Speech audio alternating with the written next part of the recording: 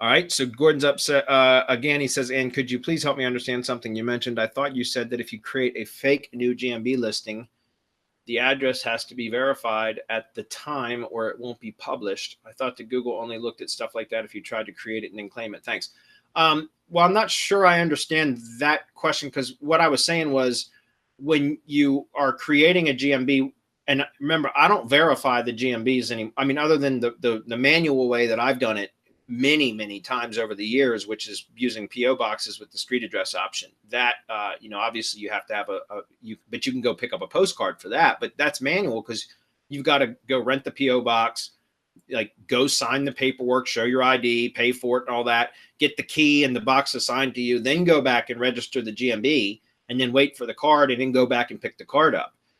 So that's a manual process. But as far as like buying them, I'm not, honest to God, I still don't know how it's being done. I never cared. I didn't ask, and I don't care, and I wouldn't tell even if I did know. You know what I mean? So, but what I'm saying is, if you're trying to verify a GMB, at some point when it's being verified, there has to be a physical location, a physical address entered, or it will not allow you to verify it, period. Now, if it's a service area business, you're supposed to clear the address before adding your service areas once it's been verified, right? But Google understands where the physical location of the Google My Business is, because it's a requirement in order to verify or to claim it anyways, to create it and or claim it. Does that make sense? So if you're talking about, if you tried to create it, Google only looked at stuff like that. If you tried to create it and claim it, yeah, I mean, I don't know what other options there are. Like, if there's an existing GMB out there that's unclaimed, then it's going to have a location associated with it already. If you're creating a new listing, you have to put a physical location in. You cannot create a new one without having a physical address, right? Again, there are other ways to verify them, obviously, than actually going and picking up the mail. That's how people are able to provide that as a service. That's how we've been able to provide it in MGYB. But you still have to have a physical address. That's my point.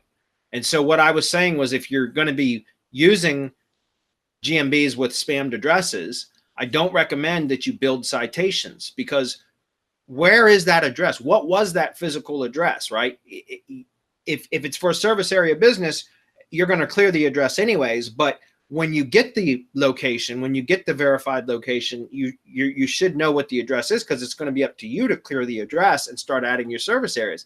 The problem occurs because if you start sending or building citations, most citation directories or business directories require a physical address, a street address.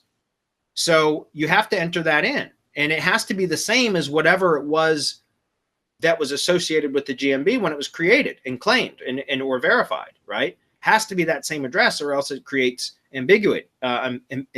Ambiguity. I can't say that right now, but it ambiguates the data. In other words, it will create NAP inconsistencies. So it has to be the same. Well, what happens when you start building citations to a location? They get put on marketing lists. That business, and I'm using air quotes, that business that you created gets put on marketing lists, direct mail marketing lists.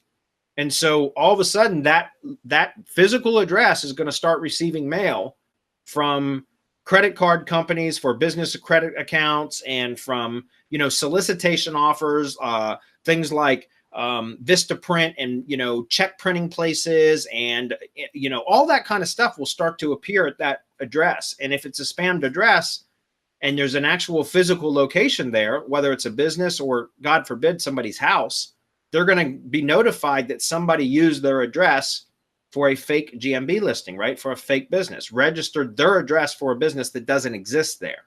And that's a good way to get your GMB reported.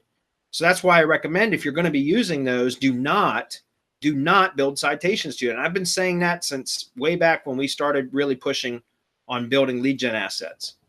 So that hasn't changed. But, I know some people do it anyways, but don't be surprised if you end up getting it reported because somebody's complaining about getting mail for a business that doesn't exist there. Does that make sense?